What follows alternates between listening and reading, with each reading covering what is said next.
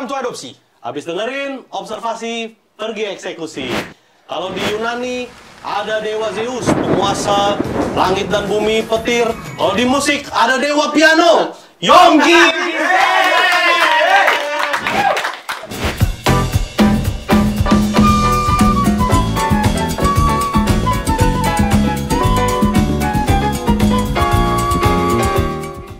Ya, sebuah kehormatan kita kedatangan sang dewa. Tampan, berani, serta bersahaja dan rajin menabung. Ya. Pastinya dia apa itu? Memang babi yang kau nih. Ya, jadi kita kedatangan Yongki hari ini. Ya, thank you banget sudah datang. Kita kasih applause dulu dong, sekali lagi dong buat Yongki. Nah, Yongki ini kan kita sudah kenal di berbagai macam kan, apa tuh namanya, Instagram, di channel-channel YouTube sudah terkenal semua. Betul. Nah, ini sebenarnya memulainya dulu bagaimana gitu loh. Awalnya gimana bisa main musik? Apa emang karena punya pilihan lain atau gimana? Males? Males gue sebenarnya wawancara lu. Bosan. Jadi asal muasalnya bagaimana? Kenapa menekuni dunia musik dan dari mana mulainya begitu loh? Lu tanya dari mana mulainya, gue juga nggak tahu. Oke. Tapi ya udah gitu. Sebelumnya ini buat gue terima kasih dulu tapi ya sebelumnya. Ini podcast pertama yang gue diundang sebagai tamu. Karena nggak ada yang mengundang gue di podcast. Siapa yang nggak mau mengundang ini sang dewa musisi ini? Elunya siapa kali yang nggak mau diundang. Wah, kalah. Tapi ya, kehormatan sekali lagi event band, thank you teman-teman di panitia Adopsi, thank you semuanya gitu. Ya sebelumnya kalau mau cerita soal background gue kayak tadi, gue tuh nggak tahu sebenarnya apa gimana bisa bermusik, cuman kata orang ya, katanya kan gue yang mengalami, cuman orang lain yang tahu di sekitar gue nih. Betul. Jadi jauh Ben, sebelum 20 tahun sebelum gue ketemu lu dah pokoknya dah, apa 25 tahun sebelum ketemu lu. Jauh sebelum gue ketemu Ben, itu jadi orang-orang di sekitar gue bercerita katanya. Gue lahir dengan berat badan 4,5 kilo. Oke. Dan muka gue biru semua. Dan gue tertelan air ketuban. Berapa banyak? Oh nggak tahu. Dan kata dokter, gue harusnya mati. Gue nggak main musik. Kata dokter, gue bakal jadi anak idiot. Kata dokter, gue bakal jadi punya autism. Cuman dengan berjalannya waktu, ya inilah jadinya gue sekarang dengan teman-teman di Adopsi yang ibaratnya 90% juga kenal gue semua nih di balik, dan ini cuman baru kenal tapi udah denger ceritanya si soal bapak ini gitu. Jadi ya gitu. Terus begitu dengan berjalannya waktu, umur 2-3 tahun gue dibawa ke kursus sekolah musik. 2-3 tahun ya? 2-3 tahun gue dibawa ke kursus sekolah musik. Di kursus sekolah musik itu kan diwajibkan untuk baca partitur. Benar. Nah, seru nih. Seru. Diwajibkan untuk baca partitur. Namun Saya menipu gurunya. Saya bilang, ibu contohin dulu aja. Nanti saya coba mainin. Karena nggak bisa baca nih. Karena nggak. Pertamanya males gitu. Begitu ujian kan nggak ada yang nyontoin. Waktu mau kenaikan level. Pas mau kenaikan level, nggak ada yang nyontoin nih gurunya. Coba baca. Coba gimana? Kan nggak boleh. Akhirnya gue nggak bisa naik level tuh karena itu. Dicek, akhirnya gue lihat partitur tuh bebayang garisnya karena ternyata gue punya kelainan mata dicek. Oke. Kelainan mata gue tuh ada juling, ada silinder, ada plus juga. Jadi gue umur 5-6 tahun gue sudah pakai kacamata pantat botol, lensanya lensa khusus. Tiap 6 bulan sekali gue ganti kacamata. Karena nambah terus ya? Enggak, atau antara nambah terus atau hilang. Begitu. Nah, terus itu operasi nggak tuh? Operasi? Tunggu, setelah umur 6 tahun itu gue dikeluarin dari sekolah musik karena nggak bisa naik level kan. Tapi di buku berikutnya gue udah tahu lagunya apa sebenarnya. Sampai ada di satu festival, semua baca partitur nih. Festival merek piano lah, gue nggak sebut. Belum ada yang sponsor kan di sini. Belum. Makanya tolong sponsor. Masa kita sponsor? Ya mungkin boleh nanti. Tadi festival dulu lagunya judulnya ini kalau kalian tahu, My Bonnie Lies Over the Ocean. Oh ya, itu anak-anak musik banget yang baru belajar biasanya itu banget sih ya masih. Nah, habis itu semua baca partitur, gue ngomong gini, mati nih, kalah nih gue nih. Kalau suruh baca partitur kayak mereka gue kalah nih, kalah. Ternyata enggak, begitu gue ini masuk, ya udah gue main my body berdasarkan hearing. Karena telinga lu bagus banget. Itu kan orang lain yang ngomong, bukan gue. Gue Jangan begitu. Gue sih nggak merasa begitu. Oh, jadi menggunakan indera pendengaran sebagai kelebihan Anda ya? Saya sih nggak merasa begitu ya, biasa aja gitu. Oh, gitu.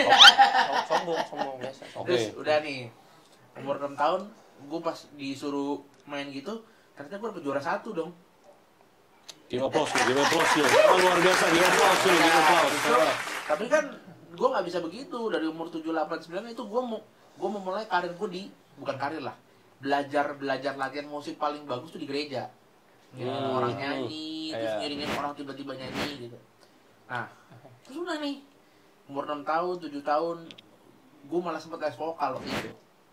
Les vokal. Karena Main piano kegampangan. bukan, main piano nggak bisa naik levelnya kan? Oh. Karena harus baca. Harus baca. Kalau vokal kan cuma nyanyi, nah. Cuman kepentok waktu itu, gue waktu itu les vokal di Elva Music Studio. Ini fun fact-nya, Ben juga baru tahu nih, sebagai sahabat gue nih. Gue sempet audisi ikut Elva Children Choir ke Jerman. Menang? Kepilih? Keterima, iya. Ih, Tapi lu coba nyanyi. jangan dong. Tes aja coba. Jadi abis audisi, gue sempat ketemu Elva Sesioria sebenarnya. Waktu audisi, begitu masuk, tapi orang tua suruh bayar. Gue inget banget temennya 40 juta atau berapa gitu. Terus bokap gue sampai mau jual mobil, karena suruh bayarin tiket kan untuk ke sana, akomodasinya. Oh, nggak ditanggung? Enggak. Oh. Langsung, wah kayaknya nggak bisa nih. Terus habis itu gini, suruh latihan di puncak, habis itu suruh makan stop gorengan gitu. Waduh, gue bilang nih kayaknya, gue nggak bisa jadi penyanyi nih, gila. Sampai waktu itu gue pernah ikut lomba nyanyi solo, bukan nama Elva, sempet lomba nyanyi solo sama yang lain gitu. Sama yang lain, sampai satu rumah gue tuh 3 bulan nggak makan gorengan, makannya kuah-kuah doang, supaya nemenin gue. Nge-support? Iya. Oh. Kayak gitu. Support dari keluarga ya. Habis itu gue balik ke musik lagi, gue balik ke piano lagi. Sampai nyokap gue bilang gini, ini kali terakhir. Umur 10 tahun nih. Ini kali terakhir mama akan bawa kamu. Jadi di koran itu ada saat dibuka audisi oleh Brad. Anak Anda berbakat, anak Anda ingin. Jadi dibuka kelas untuk anak-anak yang berbakat di dunia musik dengan materinya seperti materi anak-anak kuliah, tapi untuk anak-anak di bawah 15 tahun. Wih. Jadi udah berat ya? Sudah next level ya, sudah next. Tapi kan balik lagi tadi, gue nggak bisa baca partitur kan? Betul. Udah, gue audisi. Lo tahu, karena gue tahu gurunya adalah salah seorang session player di ajang pencarian bakat di TV. Ini lagunya.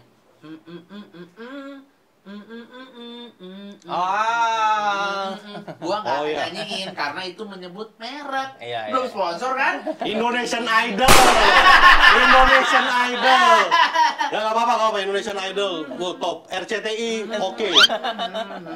RCTI oke. Nggak apa-apa. Oke. Setiap kali dikasih baca partitur itu nightmare buat gua. Di masa itu ya. Iya. Di masa sekarang juga sih sebenarnya. Karena masih bebayang ya waktu itu, masih bebayang ya. Datang lah itu. Dia buka problem mata gue itu, gue operasi.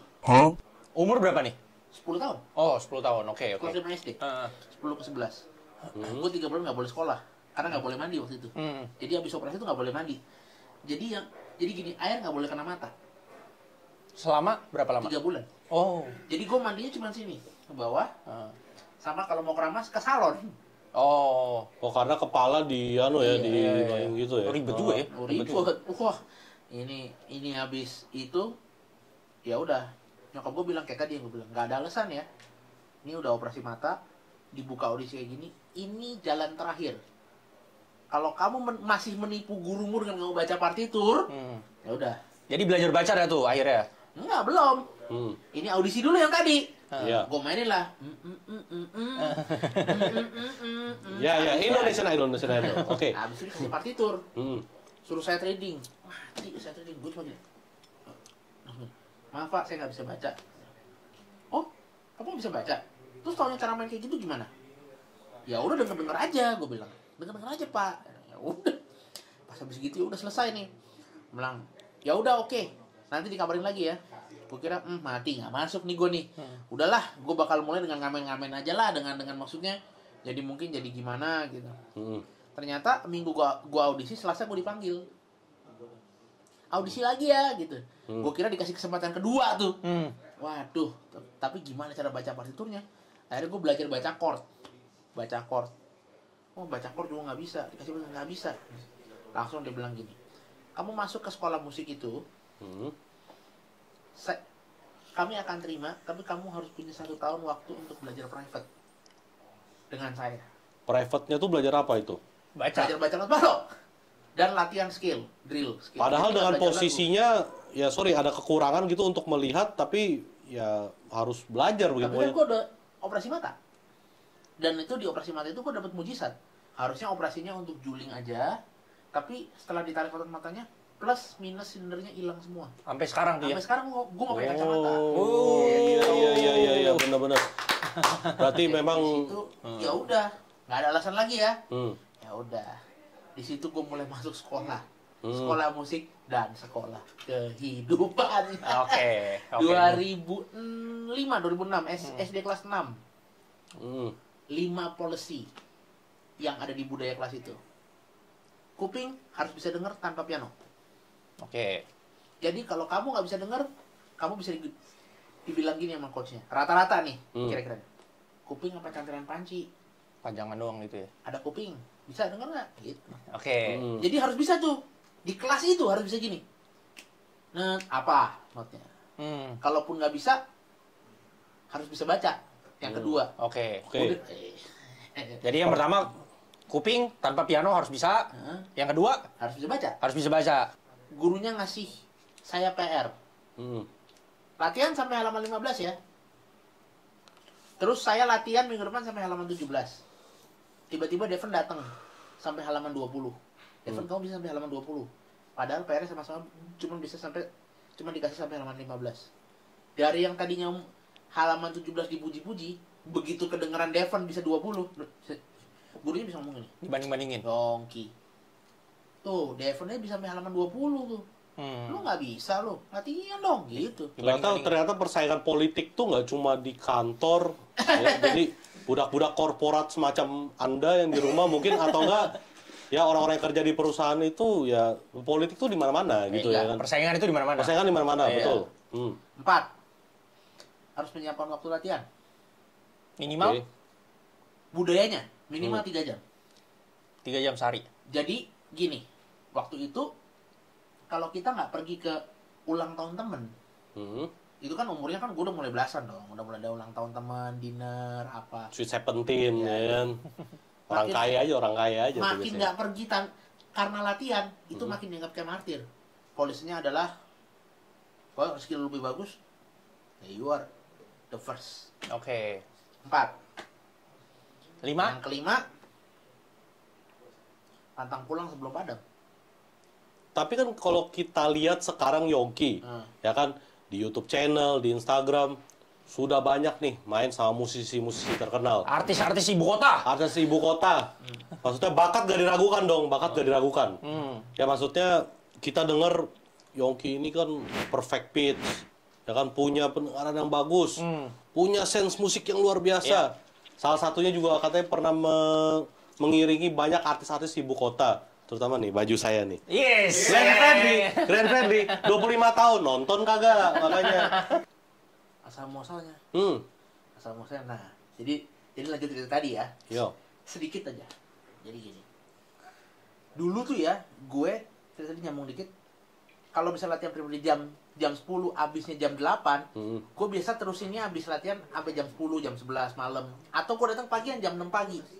Nah, abis itu gue merasa, waduh kok kayaknya gini terus. Nah, sambil gue di konservatori itu, gue mulai bertemu sahabat-sahabat gue yang gak perfect pitch di musik, yang biasa aja, yang latihan juga males gitu.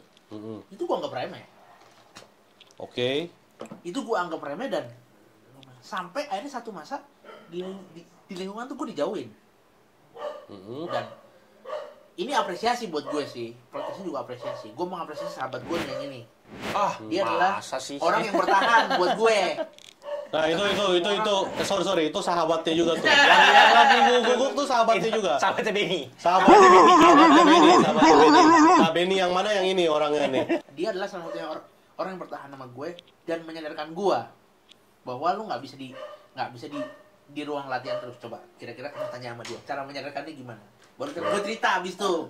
Nggak usah. Ya pokoknya gitu. Ini kan hari ini kan kamu narasumber. Gitu. Ya udah, gitu abis itu ya udah. Terus gimana tuh? Jadi bisa sampai ke artis ibu kota gimana? Gue mulai menurunkan idealis gue.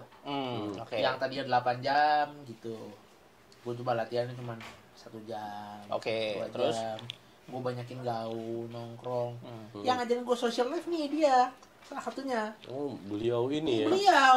Oh. Ngajarin, ayo coba gini-gini. Terus dia bilang gini, Yong, nggak harus main sama orang yang skillnya sama kayak lu terus kali. Turunin aja skillnya. Gue gak akan sebut nama pribadi ini. Tapi orang ini gue gak pernah dengerin dalam perjalanan musik gue. Gak pernah menjadi inspirasi gue. Bahkan cenderung gue belajar dari kebodohannya dia. Tapi fun fact-nya, orang ini yang membawa gue kepada artis tadi yang lu ngomong. Gitu. Artis ibu kota pertama siapa Yong yang lu main? Dulu sempet bantuin Willy Sumantri dulu. Almarhum Willy Sumantri itu ayahnya dari Echa Sumantri. Echa Sumantri. Iya. Sempat waktu itu habis itu Semi Simorangkir. Baru ketemu Tompi. Habis itu ke Trio Lestari tuh, gila ya gitu ya. Oke, ya. Tompi ya. Wih, Tompi. Jadi sudah mengiringi Tompi ini berapa lama nih kalau misalnya sekarang? 5 tahun. 5 tahun. Give applause. Tompi itu kan ya salah satu mungkin inspirasi bermusik Indonesia ya. Nah ini maksudnya kan Yongki ini kan ya tadi saya bilang, maksudnya kalau mungkin mau lihat portofolio Pongki.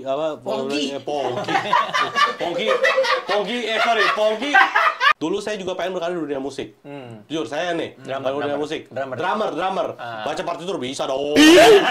Bisa dong. Anda jangan lihat saya seperti ini. Kamu nggak usah main drum, bisnisnya cuan lebih banyak.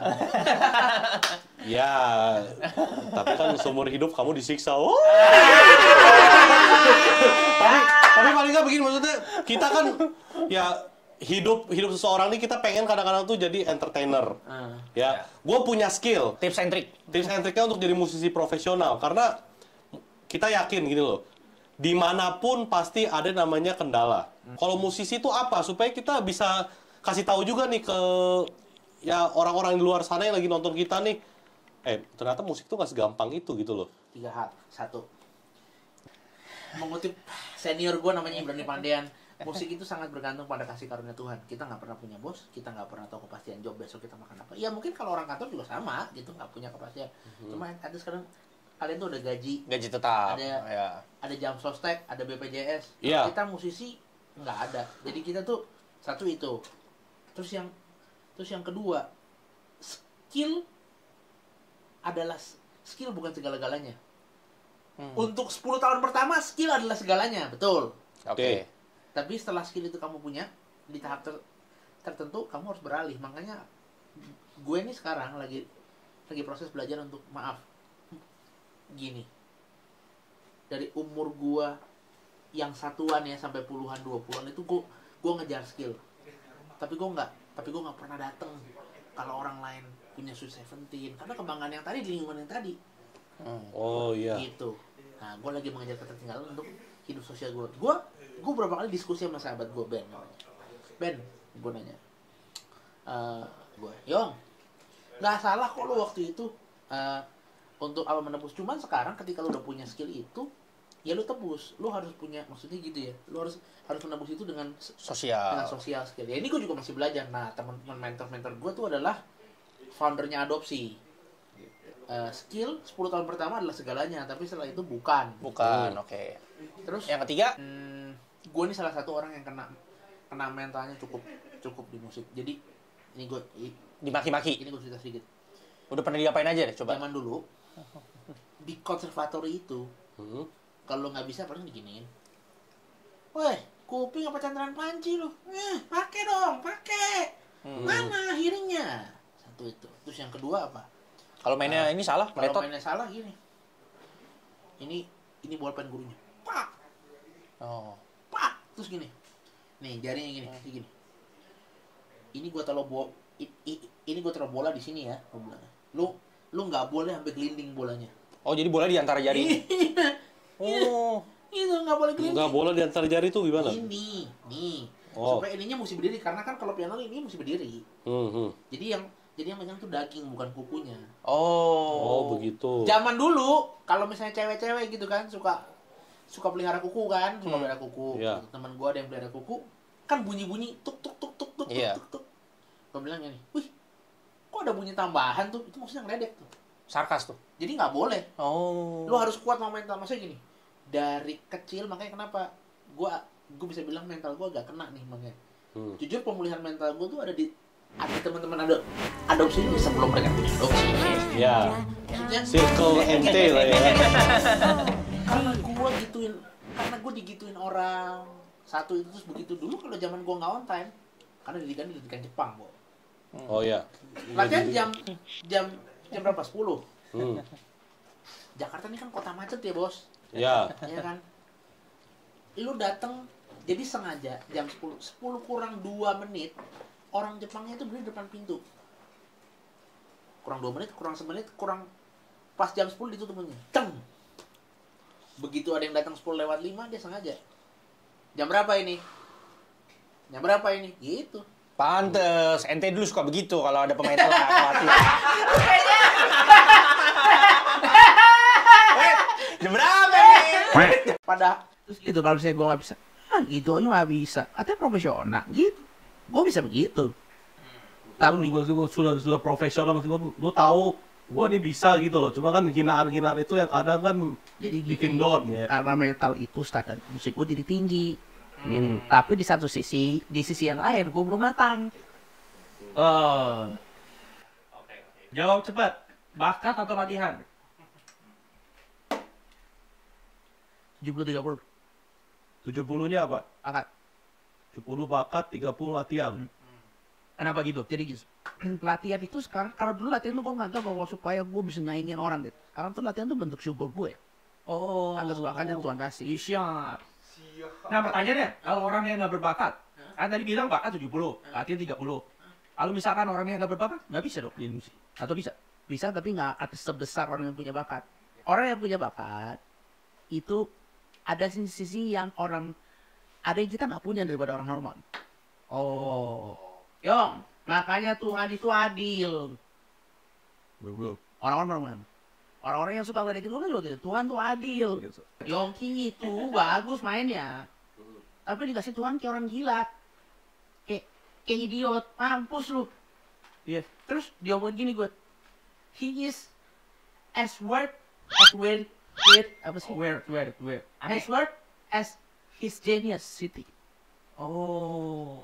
Gitu. Jadi kejeniusan lu berbanding lurus dengan keanehan. Terus gue datang sama teman-teman gimana ya?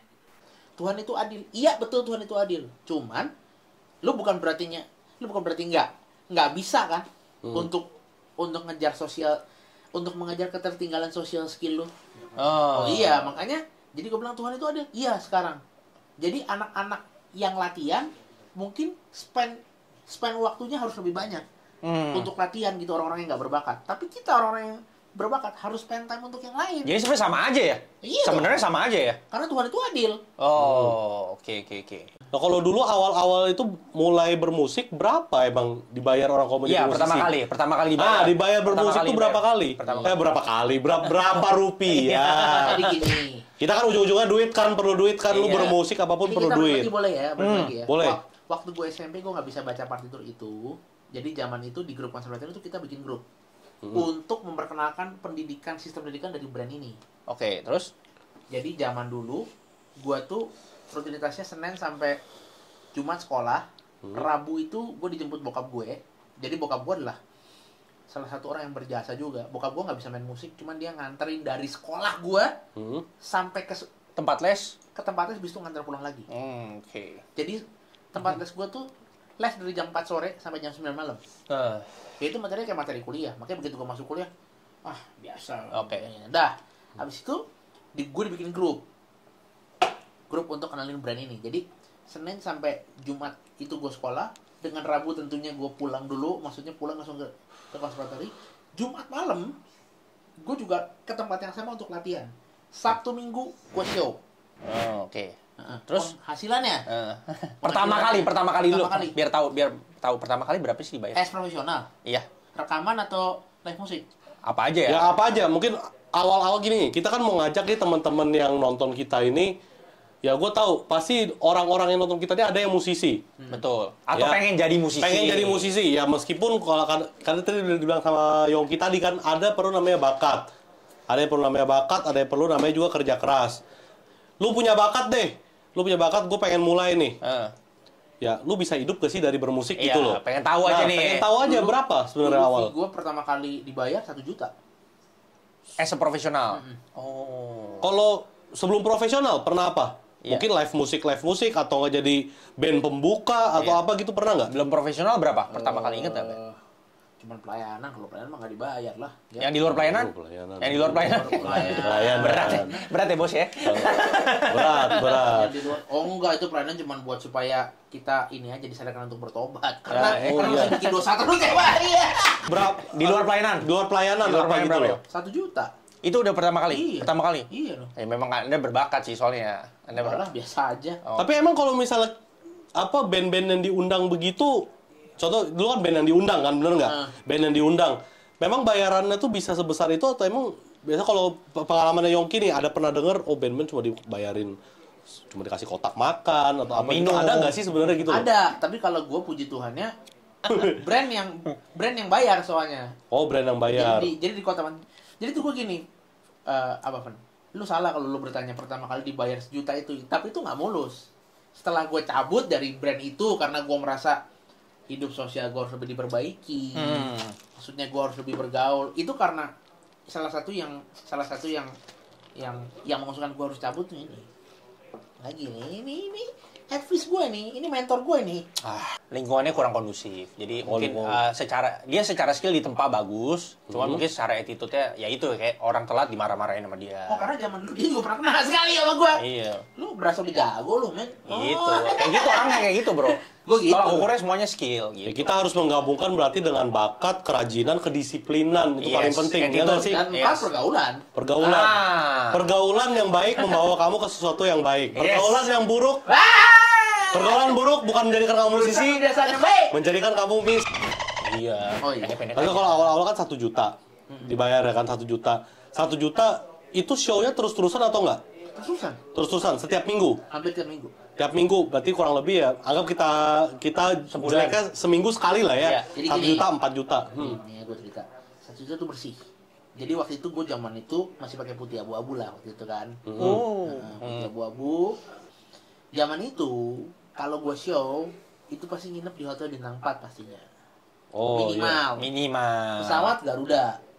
Woi. Pulang Garuda. pergi. Emang udah beda, Van. Habis Beda, itu beda. ini dulu gue suka nakal sih. Tapi nakal anak SMA. Zaman itu belum ada Gojek, belum ada Gokar, Uber apa segala. Jadi dikasih voucher untuk voucher Bluebird. Oke. Jadi kita hari Jumat itu ngambil voucher untuk ke bandara. Padahal Pulang aja deh, gue ngapain? Vouchernya naik apa? Bluebird. Gue naik Silverbird. Terus? Gue bilang, ntar convert aja pak ke Bluebird tanda tangan. Gue bilang gitu. Maksudnya gimana maksudnya? Jadi dia harusnya bolehnya pakai fasilitasnya Bluebird. Ah. Cuma dia pakai Silverbird, Rambersnya Silver ke Bluebird lagi. Itu sebenarnya salah satu cara mempersiapkan diri menjadi musisi terkenal dan orang kaya. Benar nggak? Iya. Benar nggak? Maksudnya Oh, kamu pro Yongki banget kamu. bukan pro Yongki. Gua nggak begitu ya. Gua nggak begitu. Nah, Yongki sekarang mau berbagi nggak? Maksud pengalaman terbaik dan terburuknya apa? Ya, paling unik aja lah, paling unik. Gue itu pernah dimaki di atas panggung. Kita dituntut untuk perfect sampai kita menghina orang sekalian di bawah kita. Kita meremehkan orang yang sekalian di bawah kita. Ya udah gitulah, kira-kira gitu. Iya, oke. Oh, oke. Nah, terbaiknya sekarang itu cerita terbaiknya apa nih?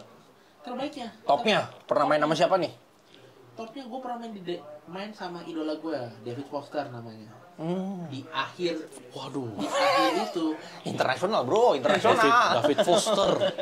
Kemarin baru konser ya? Baru konser ya? David Foster, iya. Jadi di akhir perjalanan gue, di chapter of life gue, akhirnya gue bilang, I'm done with this. Begitu gue selesai, kayak I'm done. Gue harus cabut. Oke, kita kasih applause dulu. Tapi kalau Yongki sekarang kan mungkin bayarannya Yongki kalau diundang kan tadi main Indonesian Idol. Indonesian Idol. Gak apa-apa, itu kan kesebut lagi. Udahlah, Indonesian Idol. Main sama yang musisi terkenal. Ya kan bayarannya Yongki ini pasti udah di atas 2 digit dong. Ya, amin lah. Pasti dong 2 digit dong. Yes. Tapi di antara semua yang sudah dicapai sama Yongki itu loh, ada nggak cita-cita apa yang belum pernah tercapai? Yang pengen harapannya. Yang harapannya, gue pengen punya apa nih? Iya. Gue pengen punya ini, punya itu nih, apa? 3. 1, gue pengen orkestra gue di depan istana. Amin. Amin. Karena gue secara solo gue udah main di internasional gitu. Natal nasional depan Pak Jokowi waktu itu ya. Pak Jokowi datang Natal. Ada Natal nasional, Bro. Oh, Natal nasional. Iya. Aduh, sorry. Wah, kaget. Oke, terus. Jadi, Ya, oke, terus. Terus yang kedua, gue mengiringi artis internasional kesukaan gue dengan orkes gue juga. Artis internasional siapa? Sebut aja. Patty Austin. Patty Austin. Terus Gitu ya. David Copperfield. Pesulap dong. Oh, bukan. David Foster. Oke. Bagaimana merubah keanehan gue? Kekurangan. Bagaimana mengubah kekurangan gue di social life tadi dengan tidak menghilangkan kejeniusan gue? Karena kebanyakan orang-orang gue itu, orang-orang yang gue temui bagus itu pasti gitu. Dia harus berjuang di sisi yang lain seperti gue bilang tadi. Jadi kalau gue udah mulai sembuh dengan mental gue mulai rapi dengan pikiran gue akan encourage teman-teman bahwa anak jenius itu punya tempat. Karena rata-rata, nggak tahu ya di bidang yang lain gue nggak tahu. Orang yang jenius satu di bidang apa misalnya? Ya apapun lah. Atlet gimana? Pasti social life-nya kurang. Iya, rata-rata gitu. Pasti nggak bisa bisnis. Gue tuh pengen membantah itu semua. Oh. Dengan tentunya, gue juga harus mangkas ego gue. Yes. Benar. Berarti maksudnya tidak ada alasan ya kan atas kekurangan lu. Ya ini lebih kepada lu niat atau enggak mengerjakan sesuatu, benar enggak? Itu. Iya pun sebetulnya tidak semudah membalikan telapak tangan ya. Nggak mudah nih. Gue habis pulang dari podcast ini, ya omongannya kalau direkam dan tayang, ya ini ya jadi semangat buat gue gitu. Karena gini, lu yang mandang skill gue bagus gitu, padahal buat gue biasa aja. Buat orang lain nggak usah sombong. buat orang lain jadinya bagus aja. Jadi buat gue gini, ada temen gue ngomong gini, bagus itu adalah tandanya dikasih job atau diajak kerja sama. Iya. Pernah diajak kerja sama atau pernah dikasih job? Kalau cuman bagus di mulut doang, ya ngapain? buat Iya benar. Ya, intinya lu harus diakuin juga ya. satu, ya maksudnya gue apa? Main sama orkes gue depan istana. 2, main sama orkes gue ngiringin artis internasional, orkes atau big band ya gitu.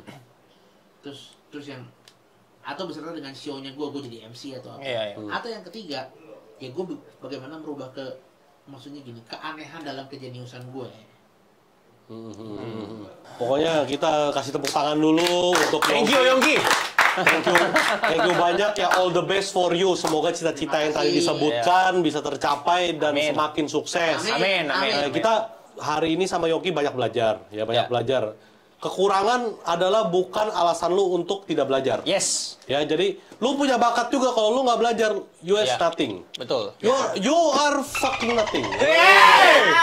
Ya semoga semua yang di-share sama Yongki ini bisa meng-encourage kalian, bisa jadi motivasi kalian untuk menjadi musisi yang terkenal. Yes. Ya, terkenal pun nggak cukup, lu harus banyak belajar. Ingat, di musik pun perlu mentalitas yang kuat. Yes. Ya, dimanapun, nggak cuma di musik, lu perlu mentalitas yang kuat. Oke, thank you semua yang sudah nonton episode hari ini, dan jangan lupa like, share, subscribe, dan komen. Selalu kita juga menyediakan 500.000 untuk 5 orang pemenang. Dan jangan lupa kalian boleh komen yang lucu-lucu. Masing-masing 100.000 berarti ya? Masing-masing 100.000. Masing-masing 100.000, bukan 500.000 satu orang. Bangkrut kita.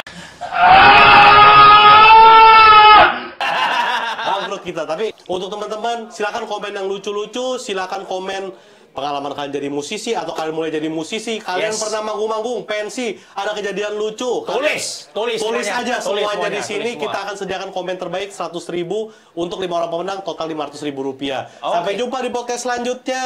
Bye.